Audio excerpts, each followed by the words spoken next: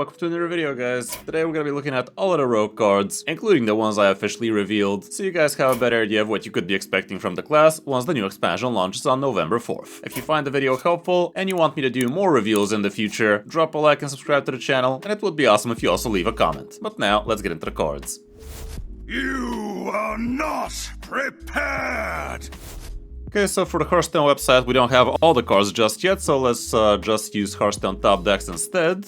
And let's start with Garona so we can see what the new legendary Fabled card for Rogue is gonna be. She's gonna be a 4-mana 5/4, and she has Fabled, Battlecry. If your opponent is holding King Llane, destroy him and cut their health in half. This is definitely quite the unique effect this card has, and basically once you start the game, you shuffle this guy 3-mana 3/3 into the opponent's deck, and at the start of the game, he hides from Garona in the enemy's deck, effectively making their deck one card more, and the card he is not exactly good, so this is actually a straight out from the start of the game reduce the chance of them drawing something good. You being able to find him also could have quite the meaningful impact, slashing the opponent's health in half, but it is the opponent's current health, and also it doesn't work like leeches, it just slashes it in half, like any damage would. The Kingslayers are also pretty interesting because with them you could actually fish out King Llane out of the opponent's deck, because in the end of the day, most decks nowadays don't contain too much legendaries, especially if they're from the fast aggro kind, even though against control decks where you probably would need this the most, they definitely might have 10 plus legendaries in there. But yeah, once you equip this weapon, you are gonna draw a legendary both for you and for the opponent, and if the only legendaries in the game are King Llane and Garona, you basically draw them both and you're ready to start slapping. Basically around turn 5 or 6, you will be able to actually play this and also tempo out Garona that way. It's a pretty interesting package. I'm not sure how good it is gonna be in reality, but it definitely does have a lot of flavor to it. Here's how the game starts with him. This is after the mulligan phase, and after that, here's how you fish him out with the Kingslayer. Here we go.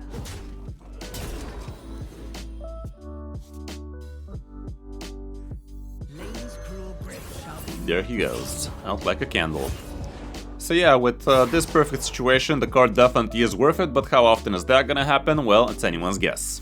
Next up, we have a 1-mana Deja Vu spell with which you are actually gonna have an easier time finding the king, and with this one you discover a copy of a card in your opponent's hand, and it is gonna cost you 1 less. So basically with this thing you can scout the opponent's hand and take a look if they actually have King Llane already, and if they do, you could actually try and slap him. Not a bad card, not the most amazing card either, it does have a lot of flavor to it again. People have been rating it awfully high, and to be fair, with this thing you could actually also steal all sorts of different insane stuff like quest rewards, like Kill Jaden, ceaseless expanses, so it could be quite the value house. But what kind of deck would have a room for this one? I'm not exactly sure, maybe it's gonna be a whole new archetype.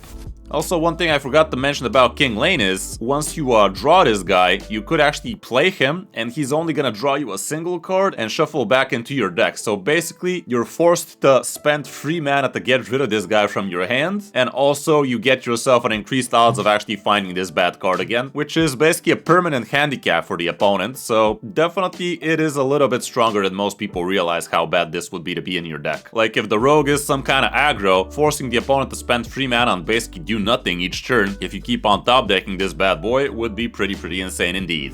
The Royal Informant is also a great way to be scouting the opponent's hand. Again, Battlecry, look at the rightmost card in your opponent's hand. Either get a copy of it or increase its cost by 2. You only get to take a look at a single card from the opponent's hand, so it's not gonna be that big of a scouting card, but you basically get to check if the opponent's top deck is indeed King Llane, and if it is, you get to slash him. If it isn't, you could increase its cost, or even get a copy of it again. So you will basically be able to play with the opponent's stuff. I guess Thief Rogue is gonna be coming back. That used to be quite the good class, Burgle Rogue more like it, and you will be able to actually play with the opponent's stuff a lot more.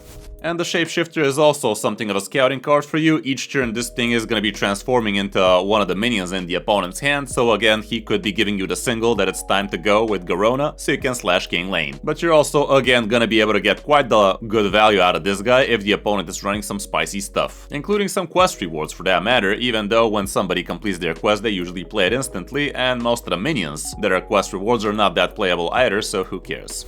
The other rogue legendary here would be the 5-mana 4/6 Dragon Pirate, what the hell? Time Adm'ral Hooktail. This guy's a battlecry, summon a 0/8 chest for your opponent, it's full of coins. Oh hell, that's actually kinda cool. Here's what the chest go looks like. 3-mana 0/8, Death Rattle, fill your opponent's hand with coins. Damn son. That is kinda cool, but you are gonna have to either destroy the chest with a spell like Dubious Purchase or waste 8 damage into it, but the price of a full hand of coins definitely could be worth it. It is an interesting card, it might actually see some nice play. We all know how much rogues love coins. Question is this gonna be better than the normal coin package we see for rogue right now, or is it just gonna be a worse legendary variant of it?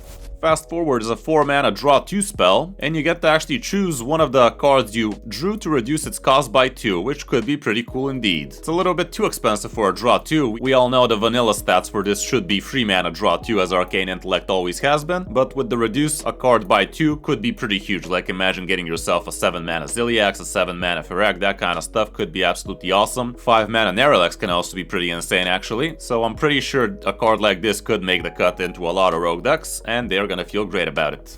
We also have the 4-mana free Trouble Double, who's a stealth combo, summon a copy of this. This is basically a 4-mana 6/6 with stealth, and we did see a little bit of hand buff stuff from the neutral package if I remember correctly. Yep, we have the 4-mana Hourglass Attendant, so who knows, some kind of mid-range or aggro rogue with a little bit of hand buff stuff might actually make some sense, question mark. I wouldn't put too much money on it, but it could actually make a little bit of sense with this guy at least. Also maybe discovering this guy with Xavius, giving it +2/+2 and elusive could be absolutely insane, or Divine Shield Wind Fury, god forbid. But so far people haven't been rating it too high. I myself, I think I have some optimism towards this guy, but we shall have to wait and see. We also have the pretty expensive 7-mana shadow spell Dethrone. Destroy a minion, combo, summon a random 8-cost minion. If you got to discover an 8-cost minion, that would have been a lot better, but a random 8-cost minion, we all know how hard those flop. So for 7 mana, I'd much rather just draw 3 cards out of my own deck. I don't know about you guys. The thing is, this thing is a targeting destroy effect, it's not a random destroy effect, so at least it has that going for it. But then again, we also have 4-mana assassin, was it now? So I'm not really sure the free extra mana is gonna be worth the random 8 cost you could be getting out of this. Flashback is a 2-mana summon 2 random 1-cost minions from the past combo with +1 attack. That's kinda cool. Playing this thing on turn 1 with a prep could be pretty awesome, or heck even with just the coin on turn 1, getting yourself a couple of 2-free potentially minions. We all know there's plenty of 1-frees in the game right now. Could be pretty huge. So for some kind of aggro rogue indeed, this might make the cut. Again, it's just summon random 1-cost minions, you don't get to discover anything like that, so it's not super ideal, but it still is gonna give you a decent amount of stuff for only 2 mana or heck even less.